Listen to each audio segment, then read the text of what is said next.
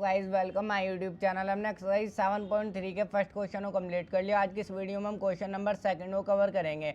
अब देखो question number second में एक वर्ड आया है एल्टीट्यूड। तो सबसे पहले मैं इसी को बता देता हूँ ये एल्टीट्यूड वर्ड क्या होता है। देखो जब एक ट्राइंगल होता है और उसके किसी हम एक वर्टेक्स बोलते हैं हम कोने को, हम किसी एक कोने को लें और उससे जो है हम उसके अपोजिट साइड जो है एक सीधी लाइन ड्रॉ करें, इस तरीके से बिल्कुल एकदम सीधी ड्रॉ करें, तो यही इसी को बोलेंगे हम एल्टीट्यूड। और ये जो एल्टीट्यूड होता है जिस साइड पर हम इसको एकदम सीधा डालते हैं ना उस पर ये जो है 90 डिग्री का एंगल बनाता है, दोनों तरफ 90 डिग्री का एंगल बनेगा। देखो सपोज एक और ट्राइंगल है, अब मैं जाऊँ इस वाले वर्टेक्स से जो है और इसके अपोजिट में ये वाली साइड है, इस पर इस तरीके से एकदम सीधी लाइन ड्रॉ करूँ सीधी, तो ये जो है यहाँ पर भी 90 डिग्री का एंगल बनेगा, यहाँ पर भी 90 डिग्री का एंगल बनेगा। तो इसी को हम बोल लेंगे एल्टीट्यूड, इसको हम परपेंडिकुलर भी बोल सकते हैं। तो चलिए फिर देखते हैं क्वेश्चन को, समझते हैं क्वेश्चन के अंदर हमें क्या बोला गया है। तो क्वेश्चन नंबर 2 में हमें बोला गया है A D is an altitude of an isosceles triangle A B C in which जिसमें A B is equal to A C. तो सबसे पहले तो यहाँ पर एक आइसोसेलेस ट्रायंगल है ए बी सी, में जो एक ट्रायंगल ही ड्रॉ कर लूँगा।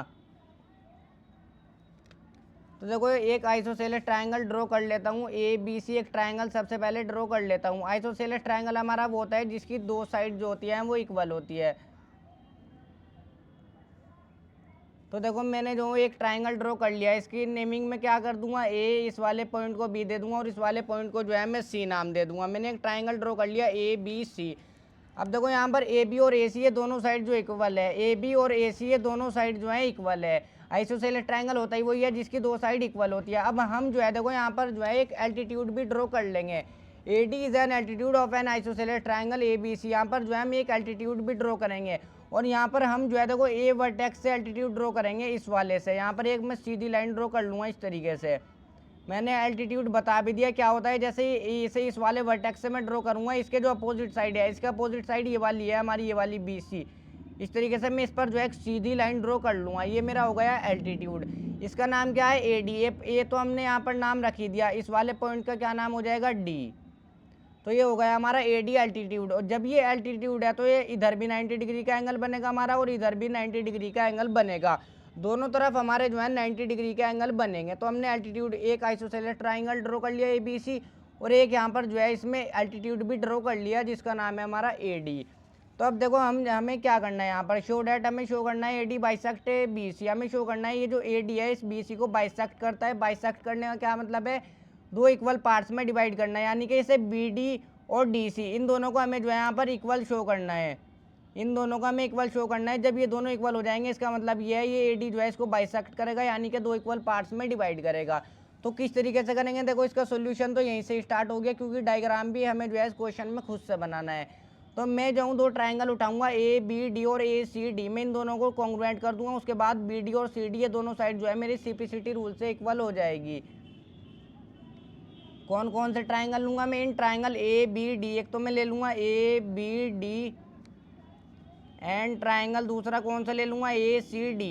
देखो मैंने ए बी डी ले लिया और एक ले लिया ए सी डी, चाहे अलग से भी बना करके दिखा देता हूँ, इस तरीके से बना हुआ है। एक तो ए बी डी इस तरीके से बना हुआ है और एक ए सी डी अलग से बना देता हूँ, ये वाला भी ए सी डी एक इस तरीके से बना हुआ है। इन दोनों ट्राइंगल को ले लिया मैंने ए बी डी और ए सी डी को। अब मैं दोनों ट्रायंगल में देखूंगा जो दोनों ट्रायंगल की तीन चीज़ें सेम हो। अब देखो इसकी ए बी और ए सी ये दोनों साइड गिवन है, ए बी और ए सी ये दोनों साइड जो है इक्वल है, ये चीज़ हमें जो है गिवन है। तीन चीज़ें देखेंगे जो दोनों ट्रायंगल में सेम हो, ए बी और ए सी ये दोनों जो है देखो गिवन है हमें, दोनों इक्वल है, ए बी और ए सी ये क्वेश्चन में हमें दी हुई है। अब देखो यहाँ पर ये जो है इसमें एक साइड कॉमन है हमारी ए डी साइड कॉमन है। उससे पहले ये भी देख लेता हूँ, ए डी बी भी हमारा 90 डिग्री का है और ए डी सी भी हमारा 90 डिग्री का है। देखो ध्यान से देखो, एंगल ए डी बी भी 90 डिग्री का है और ए डी सी भी 90 डिग्री का है। चाहे इनको नेमिंग भी दे सकते हो, एंगल 1 नाम दे सकते हो, इसको एंगल 2 नाम दे सकते हो। एंगल 1 और एंगल 2 दोनों जो है 90 डिग्री के हैं, चाहे इस तरीके से भी लिख सकते हो। एंगल 1 और एंगल 2 दोनों जो है ये 90 डिग्री के हैं, ईच 90 डिग्री। अब देखो इसमें एक साइड हमारी कॉमन है, ए डी साइड दोनों ट्रायंगल में आती है, ए डी इसमें भी आती है इसमें भी आती है। तो यहाँ पर क्या लिख दोगे, A D is equal to A D, A D is equal to A D, ये साइड जो है हमारी कॉमन है। अब देखो तीन चीज़ें मिल गई जो दोनों ट्रायंगल में सेम हो, तो ये ट्रायंगल जो है दोनों कॉन्ग्रुएंट हो जाएंगे। ट्रायंगल ए बी डी जो है हमारा कॉन्ग्रुएंट हो जाएगा ट्रायंगल ए सी डी के। और कौन से वाले रूल से, देखो यहाँ पर रूल जो लगेगा वो RHS लगेगा, यानी कि एक तो राइट एंगल की बात हुई है। देखो ये वाला भी राइट एंगल है, ये वाला भी राइट एंगल है। राइट एंगल हमारा 90 डिग्री का होता है, ये भी 90 डिग्री का है, ये भी 90 डिग्री का है। और राइट एंगल के जो अपोजिट में साइड होती है ना, देखो राइट एंगल है ये वाला भी और ये वाला भी, जो राइट एंगल के अपोजिट में साइड होती है ना, उसको हम बोलते हैं हाइपोटेन्यूज। उसको हम क्या बोलते हैं? हाइपोटेन्यूज। तो यहाँ पर राइट एंगल, ये हमारा राइट एंगल है और ये AB और AC है हमारी हाइपोटेन्यूज साइड है। R यहाँ पर क्या है? हाइपोटेन्यूज साइड है। और ये जो है AD हमारी जो है RHS, ये एक हमारी साइड हो गई और ये वाली हमारी हाइपोटेन्यूज साइड हो गई। तो कौन सा रूल लग गया यहाँ पर? RHS रूल से दोनों ट्रायंगल कॉन्ग्रुएंट हो जाएंगे। देखो RHS रूल को मैंने इंट्रोडक्शन वाली वीडियो में भी बहुत अच्छे से बताया था। अब जब ये दोनों ट्रायंगल कॉन्ग्रुएंट हो गए तो BD और CD ये दोनों जो है CPCT रूल से इक्वल हो जाएंगे। यहाँ पर क्या लिख दोगे? BD और वैसे भी बता दूँ, B से स्टार्ट करेंगे तो D पर गए, यहाँ पर से सेकंड से स्टार्ट करा, यहाँ पर भी सेकंड से स्टार्ट करेंगे, यानी कि BD की कोरस्पॉन्डिंग साइड जो है वो CD है, तो कोरस्पॉन्डिंग साइड CPCT रूल से इक्वल हो जाती है। BD is equal to CD, तो ये जो है CPCT रूल से इक्वल हो जाएगी। अब जब ये BD और CD इक्वल हो गए, BD और CD इक्वल हो गए, इसका मतलब ये है AD जो है इसको बाइसेक्ट करता है BC को, यानी कि दो इक्वल पार्ट्स में डिवाइड करता है। हमने इन दोनों को इक्वल यहाँ पर शो कर भी दिया। तो यहाँ पर 3 डॉट लगा करके क्या लिख दोगे? BD देयरफॉर इस तरह AD बाइसेक्ट, देयरफॉर इस तरह AD बाइसेक्ट BC, यानी कि AD जो है वो BC को बाइसेक्ट करता है। क्या लिख दोगे? AD जो है यानी कि BC को बाइसेक्ट करता है। सेकंड वाले पार्ट को भी देख लेते हैं। AD बाइसेक्ट एंगल ए, हमें शो करना है कि ये जो AD है इसको एंगल ए को जो है बाइसेक्ट करता है। इस वाले ये पूरा एंगल है, इसको पूरा एंगल ए को जो है बाइसेक्ट करता है। बाइसेक्ट करने का मैंने मतलब बता दिया, यानी कि दो इक्वल पार्ट्स में डिवाइड करना, यानी कि हमें जो है इन दोनों को यहाँ पर इक्वल शो करना है। इसको नाम दे देता हूँ इधर वाले एंगल को एंगल 3, इसको क्या नाम दे देता हूँ? एंगल 3, और इसको क्या नाम दे देता हूँ? एंगल 4।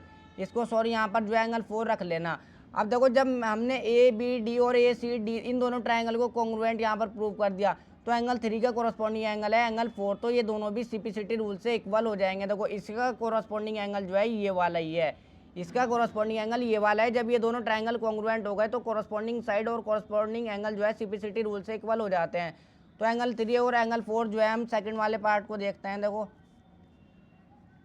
एंगल 3 और एंगल 4 ये दोनों जो है CPCT रूल से इक्वल हो जाएंगे। क्या आ जाएगा रीजन में? CPCT corresponding parts of congruent triangle.